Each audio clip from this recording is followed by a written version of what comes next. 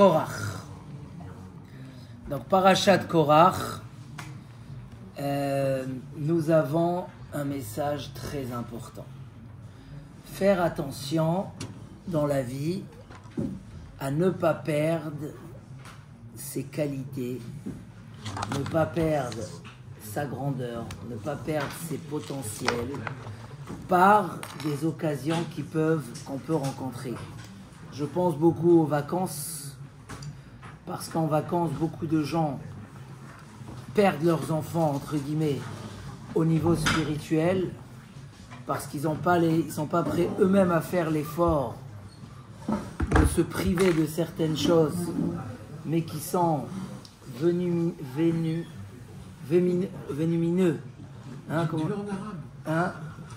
qui sont dangereux pour leurs enfants. Je pense toxiques. Je pense aux élections où combien de gens peuvent prendre des décisions sans bien étudier la chose. Et je pense tout simplement au fait qu'un homme, des fois, il sent que ça ira de Shamaïm et baisse. Il sent qu'il est attaqué par le Yetzer Hara Chitzoni, le Yetzer Hara extérieur, comme les réseaux ou les appareils, et il ne prend pas d'initiative de se relier et de reprendre la Gdusha, la Hirat Shamaïm, etc. Si un homme ne prend pas d'initiative, cette paracha va nous apprendre combien des fois l'homme il peut perdre beaucoup de ses qualités. On peut penser aussi à tout ce qui est la Gdusha du couple et l'importance du shalom dans les familles. Ou des fois, malheureusement, pour une petite dispute ou une petite vexation, ou un homme il peut perdre des gens importants de sa famille pour des longues années, et ça a un prix, parce que ne pas profiter de ses proches, c'est une très grande perte. Je peux ramener des exemples, des fois des gens même qui vont couper contact avec leur propre père ou leur propre famille parce que il y a eu ils se sont vexés de certaines choses.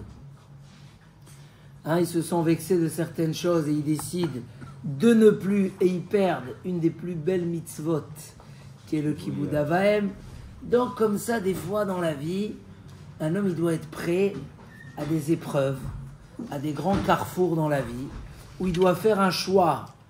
Est-ce que aller à droite ou aller à gauche? Est-ce qu'aller dans les chemins du Satan ou aller dans les chemins du combat? Et que des fois, chas v'chalila, un homme il peut tout perdre. Cet exemple de Parashat Korach, où Korach est considéré comme un grand sadique.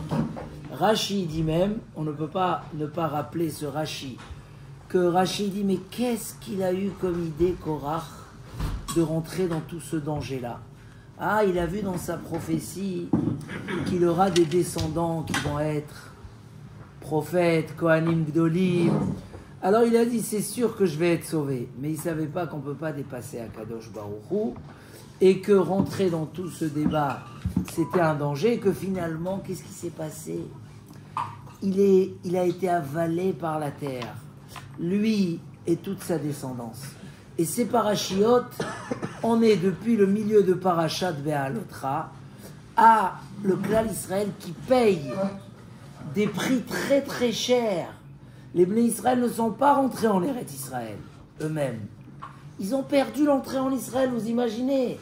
Les 10 explorateurs, que par un qu'ils ont perdu, ils sont morts. Mitam et Shuna, une mort. Mitam et Shuna, une mort, affreuse. Et après, on est comme ça, tout ce parcours-là. Bilam, la semaine prochaine, qui perd, dans 2 semaines, qui perd son Olam Haba, qui crie, j'étais très haut. Et Balak m'a fait tomber tout en bas. On est dans ces parachiotes. On verra, on va parler un petit peu du clan Israël qui perd un petit peu Moshe Rabbeinu. Pourquoi on ne sait pas où est enterré Moshe Rabbeinu? Parce qu'à un moment, on l'a perdu. Et il y a un très très beau Rav Dessler qui cite et qui met en garde qu'un homme ne perd pas l'influence de son Rav sur lui. Et il dit, il n'y a pas de différence. C'est quoi perdre l'influence de son Rav sur lui? Ça veut dire que il n'y a plus d'influence, elle est plus active. Et il dit, ça ne change pas si c'est à cause du Rav ou à cause de l'élève. S'il n'y a plus d'influence, c'est plus son Rav. Et donc, un homme doit fixer l'étude de son Rav, l'enseignement, l'attachement, la transmission, pour pas qu'il oublie, parce que sinon il la perd. Donc, faut pas croire que tout ce qu'on a reste à nous pour toujours. Un homme, il peut perdre. Alors, on va commencer par ce qu'il dit le Harizal. Il dit comme ça, des choses inexplicables. Hein, c'est quoi la Gematria de Moshe? On va demander ça à Shmuel. Gematria de Moshe. 345. La Gematria de Hevel. 345? Non. 37. Et la Gematria de Korach. 308. Si tu enlèves de Moshe 37, ça devient Korach. Comment c'est possible? Si tu enlèves Hevel, le Hevel de... Hein, qui c'est qui a tué l'autre? C'est Caïn qui a tué Hevel. Et c'est marqué que Moshe il est venu être Metaken, le Hevel. Et Korach aussi est venu être Metaken Hevel. Mais il fallait enlever, hein, il fallait enlever les 37. Comme ça, il dit, si tu enlèves, hein, c'est bien des fois les petites guématriotes, si tu enlèves Hevel de Moshe, ça sort Korach. Ça veut dire que qu'est-ce qu'il lui manquait Korach pour être Moshe Rabbeinu? Il lui manquait le Hevel, de réparer le Hevel. C'est... Hein? Alors il dit comme ça, que dans Hevel, il y avait 37 étincelles positives et 308 étincelles mauvaises. Dans Moshe Rabbeinu, il y avait tout a été réparé. Hein? Et voilà. Et donc il dit que Korach, il avait une part, mais il s'est plus attaché à Caïn plutôt qu'à Hevel, et il a voulu anéantir Moshe Rabbeinu. Et finalement, c'est quoi le pshat? Alors je ne vais pas entrer trop dans les guématriotes, mais on sait que le combat qu'il y a eu entre Caïn et Hevel, c'est que Caïn était celui qui prenait des initiatives. C'est quelque chose de très très bien. C'est lui qui a pris l'initiative du Korban. Caïn, ça vient, Johan, ça vient du monde Kaniti. J'ai acheté, j'ai acquis. Celui qui est actif et qui prend des initiatives. C'est une très bonne qualité, mais elle est dangereuse. Parce qu'on peut vouloir acquérir et prendre des choses qui ne sont pas à notre niveau. On peut vouloir prendre des choses qui sont aux autres. On peut tellement vouloir acheter jusqu'à écraser l'autre. C'est ce qu'a fait Caïn, que tellement il voulait plaire aux yeux d'Hachem qu'il a dévié complètement à la gauche et il a tué Caïn et Hevel pour prendre sa place. Hevel, c'était l'inverse. C'est celui qui avait rien en lui. Il ne voulait rien des autres. Il était pur, mais pur avec un défaut. C'était quoi le défaut? Ne pas prendre d'initiative. Et ça aussi, c'est un gros problème. On ne peut pas être dans ce monde-là sans être quelqu'un qui fait, parce qu'on est venu pour faire. On est venu pour l'action, pour construire, pour acquérir. Donc Hevel, il est parti de ce monde finalement, parce qu'il n'a pas plu. Et qui va venir être Metaken? Moshe Rabbeinu, d'après le Harizal, c'est l'homme qu'en même temps il avait la pureté de Hevel, qui faisait tout dans la perfection, et l'initiative. Mais il avait l'initiative, donc il a réparé ce qui manquait. Korach devait faire la même chose, mais finalement il a plus dévié à Caïn, à la volonté de prendre, de faire. Et là, c'est allé tellement mal que même les enfants sont tombés dans la fosse. Eux aussi, ils ont été avalés dans la terre. Et dit la Gemara, regarde combien la machloket, elle est dure, combien la dispute, c'est grave, que même des enfants qui buvaient le lait de leur mère, eux aussi ont été avalés dans la terre. Comment c'est possible? Tellement de gravité dans cette machloket-là. Et là, c'est apprendre quelque chose. Korach s'est retrouvé dans une épreuve d'honneur très très dure. Moshe Rabbeinu lui a dit Rav lachem bene Levi. Ça suffit. vous avez déjà beaucoup. Est-ce que Moshe a eu raison de dire Rav Lachem Bene Levi ou pas? Est-ce qu'il a eu raison de dire Rav Lachem Bene Levi? Moshe, il a dit à Korach, ça suffit, vous avez assez. Non, il n'a pas eu raison. Pourquoi? Parce que jamais on dit, écoute bien cette phrase, jamais on dit dans le spirituel, ça suffit. Chaque respiration qu'on respire, c'est la possibilité de faire un acte positif. On est là pour l'action. Il dit le Messiah Isharim, Kilo limnucha ou baolam hazeh. On n'est pas venu dans ce monde-là, David, pour se reposer. On est venu, on ne peut pas s'étirer. On est là, et là, les amal va Torah. Hein? C'est que pour du labeur, de la fatigue, pour acheter, pour acquérir. Hein, tu es venu ce matin spécialement pour un chiour. C'est comme ça. Un homme, il est venu pour les amal va Torah. Le repos, il n'est pas pour maintenant. Rav Rizda, hein, il disait aux gens, Hay alma kebehilula damia. Ce monde-là, c'est comme un mariage. Chatov ve'echol, chatov ve'echol. Ah, arrache, c'est un petit peu. Mange. Tu es dans un buffet, tu veux goûter du me'ara, un bon vin israélien, ou tu veux goûter du château de je sais pas quoi, tu veux goûter des grandes saveurs, sache, ça dure que 2 heures. Alors avant, les buffets, c'était que 1 heure. Maintenant, on rentre en mariage qu'à 10h30. Mais dans tous les cas, ça passe vite. À table, tu peux plus manger. Si tu n'as pas mangé, va attendre le plat. Demain, c'est trop tard. Il dit ce monde-là, il dit on a le temps de se reposer après, il disait toujours. Après 120 ans, il y a beaucoup de temps de se reposer. Donc, on est dans un monde de kinyan. On est dans un monde pour acquérir. Mais qu'est-ce qui s'est passé avec Korach? Moshe, on lui reproche sur ces mots Rav Lachem. C'est même marqué dans le Midrash que puisqu'il a dit ça suffit, on lui a dit ça suffit. Quand il voulait rentrer en Eretz Israël, on lui a dit ça suffit. Pourquoi tu as dit à Korach ça suffit? Mais il y avait quand même un message. Il a dit à Korach, les moyens ne sanctifient pas l'action. Si l'action est mauvaise, si les moyens sont mauvais, alors ça ne sanctifie pas le but. Les buts ne sanctifient pas les moyens. Voilà. Si tu fais... on raconte qu'un Rav voulait faire une très grande yeshiva, il est parti poser la question, ils lui ont dit, mais tu sais que ça va vexer beaucoup de personnes. Non, tu ne fais pas la yeshiva. Alakha, pourquoi? Parce que le but ne sanctifie pas les moyens. Attends, trouve les moyens que ça blesse personne, et là tu fais ta yeshiva. Donc, il lui a dit, Rav Lachem, vous avez déjà beaucoup. Korach, il s'est dit, non, je veux plus. Mais il a dit ça par jalousie, parce qu'on a donné la place de la présidence à quelqu'un d'autre, et il pensait qu'il fallait lui donner à lui. Hein, c'est ce que Chachamim nous disent. Donc, il s'est retrouvé dans une épreuve. Il a tout perdu.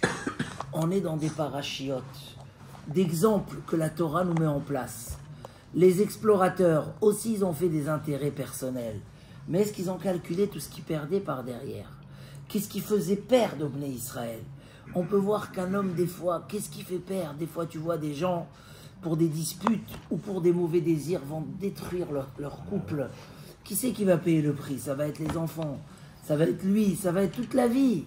Et pourquoi tu fais ça? À un moment, un homme, il doit savoir prendre des décisions. On a beaucoup parlé ce mardi soir de l'interdiction du yichoud, de ne pas s'isoler. Assourd de s'isoler. Et là-bas, j'ai vu un des rabbanim très contemporains qui dit combien de jeunes filles ont détruit leur vie parce qu'ils n'ont pas fait attention après le travail à cette interdiction. Il dit combien on aurait sauvé des belles âmes si les gens faisaient attention à cette halakha où c'est interdit de rester isolé dans un bureau ou dans une chambre, etc., même sans aucune mauvaise attention, même des gens très classe et très purs. Parce que la Torah, elle a interdit une chose pareille. J'ai lu hier soir une histoire un petit peu comme ça, mais elle est très connue, tout le monde l'amène, sur le Netivot Amishpat. Netivot Amishpat, c'est quelqu'un c'est le Rav Yaakov de Lissa qui a écrit un livre magnifique, magnifique, très profond et très, avec beaucoup d'analyses, le Netivot Amishpat. Et après son décès, il restait sa femme et sa fille, et la mère devait marier sa fille. Alors, pour aller acheter les habits, elle n'a pas eu de solution que de prendre un goy qui connaissait depuis toujours pour prendre la charrette et les amener en ville. Mais on devait traverser des routes isolées. Et vu qu'il y a des routes isolées dans la forêt où il n'y a personne, assourd de s'isoler avec un homme. Et est-ce qu'ils n'ont pas fait attention, ou etc. Ils ont pris pour aller acheter les habits pour le mariage. Et le goy, à la place de les amener en ville, il les a amenés dans une maison. Il y avait tous ses amis qui attendaient là-bas. Ils leur ont pris tout l'argent du... Comment on appelle ça du, il y a un an, la dot, mais il y a... Voilà, du trousseau, on appelle ça. Tout l'argent, ils leur ont pris, ils les ont attachés, ils voulaient les tuer. Mamache, ils voulaient les tuer. Et en dernière minute, il y a des soldats qui arrivent, qui les détachent, qui les sauvent. Et le Netivot, il est venu dans le rêve chez sa femme et lui a dit, puisque vous avez transgressé cette halakha de Yichud, vous avez failli vous faire tuer. Oui, il était déjà niftar. Et combien j'ai demandé dans le ciel et j'ai pas réussi, j'ai dû rappeler dans le ciel le livre que j'ai écrit pour qu'on écoute mes prières et qu'on envoie quelqu'un pour vous sauver parce que sinon c'était... Voilà, ça veut dire que des fois dans l'urgence, on peut se permettre des choses interdites, il n'y a pas. Un homme, il doit avoir un chemin de vie très fort. On ne perd pas sa vie on ne perd pas ses qualités parce qu'il y a une épreuve. Ça me fait penser aux vacances. Combien faut faire attention aux enfants à Botaï. C'est beau de dire je vais faire des belles vacances à Tel Aviv ou je fais des belles vacances dans des endroits, des stations balnéaires ou comment balnéaire ou là-bas si tu es trop occupé et que tes enfants ils se baladent n'importe où ou finalement il faut penser à leur doucha si on veut il n'y a pas plus beau que la réussite de nos enfants. Donc si on les veut pour toute la vie et qu'ils nous respectent et qu'ils suivent le chemin de la Torah, etc., c'est vrai que c'est bien qu'on leur a donné, mais soit on arrive à les protéger, à les surveiller, s'ils ne nous écoutent plus, alors ne va plus dans ces endroits-là. C'est très simple. La même chose, pensez à tout ce qui est, aujourd'hui, ce matin, on discutait avec les enfants dans la voiture, des interdictions qu'ils font dans les écoles pour l'iPhone, pour les réseaux, etc. Comme il avait dit le Rav David Yosef quand il était là, ils sont plus importants, plus intelligents que nous dans ces choses-là, parce qu'ils ont grandi avec, et ils savent dépasser les contrôles parentaux. Alors, s'il y a des risques, qu'est-ce qu'on fait? Il faut faire très attention, mais des fois on dit ça, il ne faut pas nous prendre la tête. Aujourd'hui, tout le monde s'en d'accord. C'est plus une question de religieux orthodoxe. Tout le monde s'en d'accord, hein, tu valides Michael, qu'il peut se passer des choses très très très très graves, qu'on n'imagine même pas, Nachon Maurice, des choses très très graves, parce qu'on est trop tolérant avec les enfants. Ah, il faut être dur, tu veux pas perdre. En fait, ces parachiotes nous apprennent comment Korach, il fait une dispute, mais il prend pas conscience. Moshe, il essaye de le convaincre, il veut pas écouter. Alors oui, il y a eu une femme intelligente qui s'appelle la femme de, vous la connaissez tous, hein, la femme, tu la connais cette femme-là? La femme de On Ben Pellet, qu'elle a vu le danger vers quoi son mari il est en train de rentrer. Mais dans une dispute, on ne voit pas les dangers. Les gens, ils s'excitent. La femme de On Ben Pellet. C'est une femme sage, on l'appelle dans le Midrash. Qu'est-ce qu'elle a fait? Elle a dit à son mari, qu'est-ce que tu vas gagner? Qu'est-ce que tu vas gagner Qu'est-ce que tu vas gagner de cette dispute? Si Moshe il gagne, c'est lui la tête. Si Korach il gagne, c'est lui la tête. Stam, tu t'es chauffé pour rien. Et elle lui a dit, mais oui, je me suis déjà engagé, ils viennent me chercher demain matin. Il dit, vous inquiétez pas. Elle est partie, elle a enlevé sa perruque, elle s'est mise comme ça devant les... Et quand ils sont arrivés la chercher, ils ont dit, ah, c'est pas Tzniut, vous voyez, c'était des tzadikim, c'était pas... Mais ils ont remis en question Moshe Rabbeinu, ils ont remis en question toute la Torah. Donc, nous, et elle a sauvé son mari.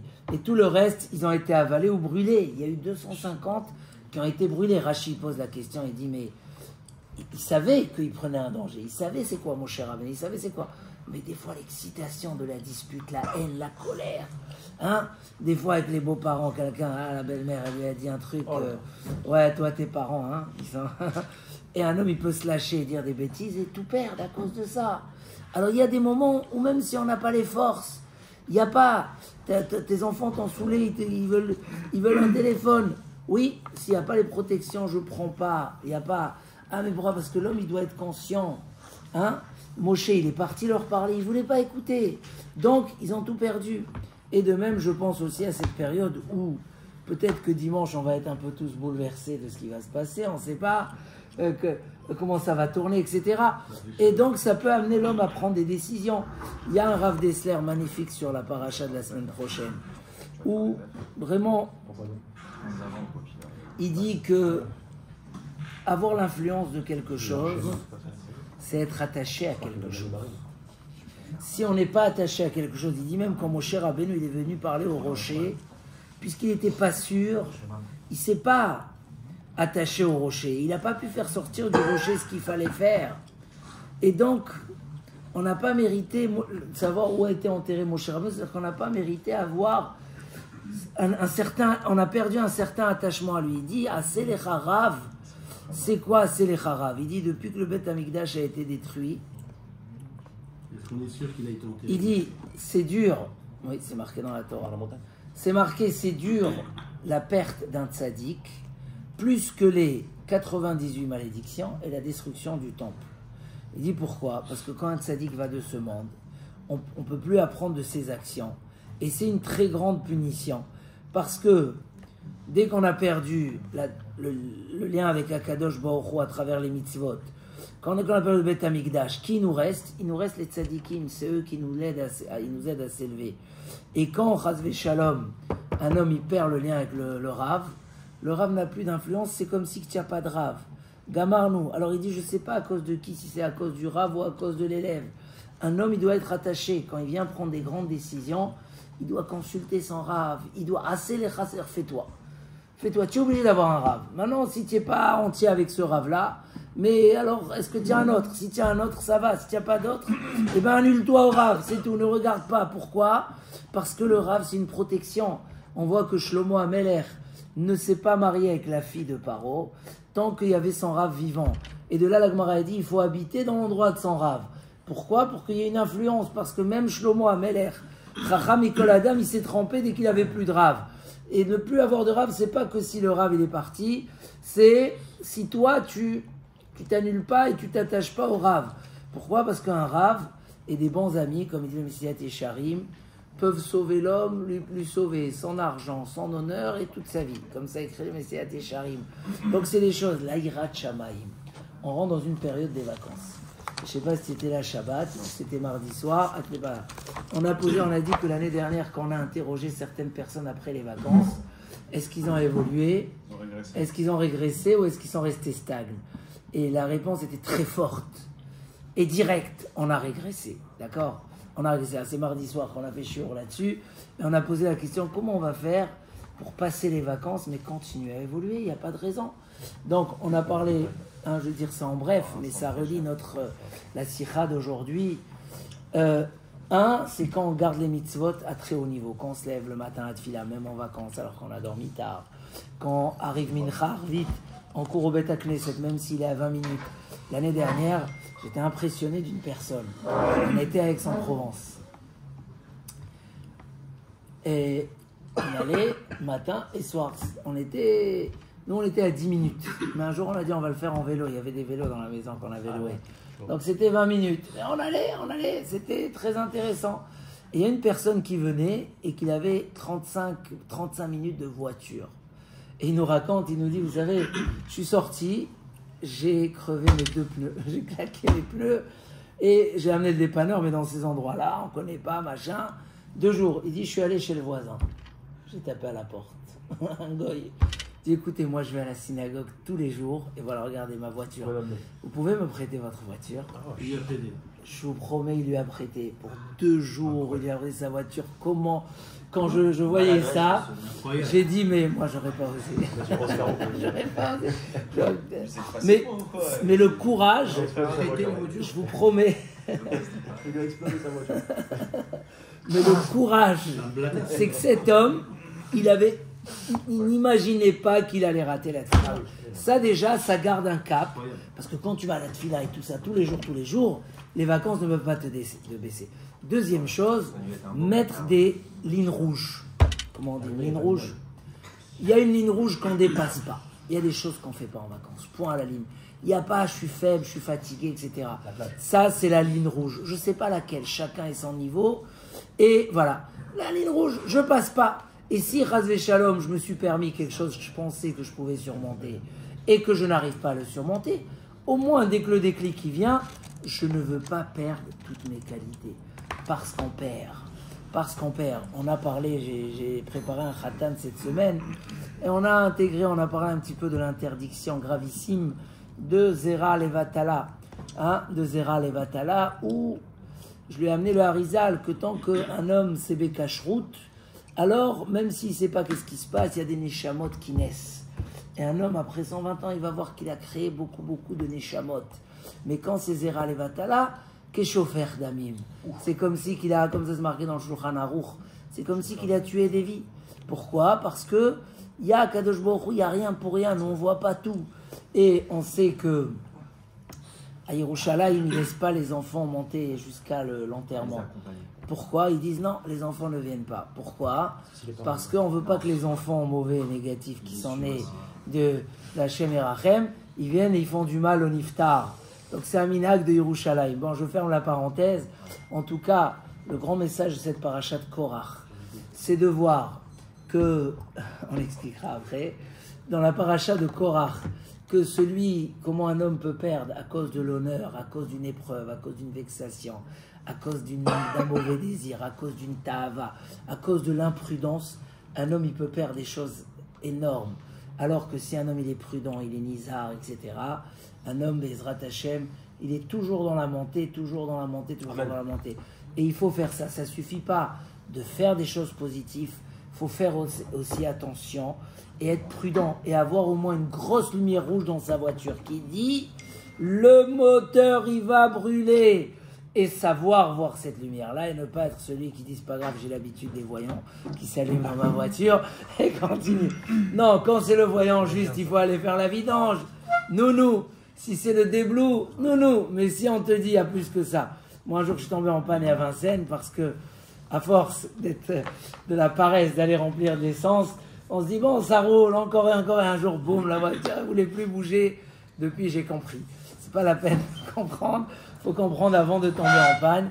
Mais Bezrat Hashem, qu'on ne tombe jamais en panne, toujours dans le chemin de la montée, de la Aliyah, de la Gdusha. Et une Gdusha amène une autre Gdusha. C'est un train mitzvah, goreret mitzvah. Et si on est pieux et on fait attention jusqu'au bout, alors on est toujours dans le succès, toujours dans la protection, toujours mieux. Et les conséquences sont énormes. Quand un homme il arrive à la fin de son chemin et il se retourne, il voit où sont ses enfants. Ou quand il se retourne et il voit où il est arrivé. Alors, c'est beaucoup d'épreuves qu'on a dû surmonter sur la route, beaucoup de prudence qu'on a dû mettre en place. Et avec ça, Bezrat Hashem, on a bracha et Siyata Dishmaya, qu'Hashem nous aide à nous protéger. Amen. Et qu'Hashem envoie la Géoula, Bekarov, la Yeshua, à tout le clan d'Israël. Amen. Amen. Il faut voter Bachelor. Shalom.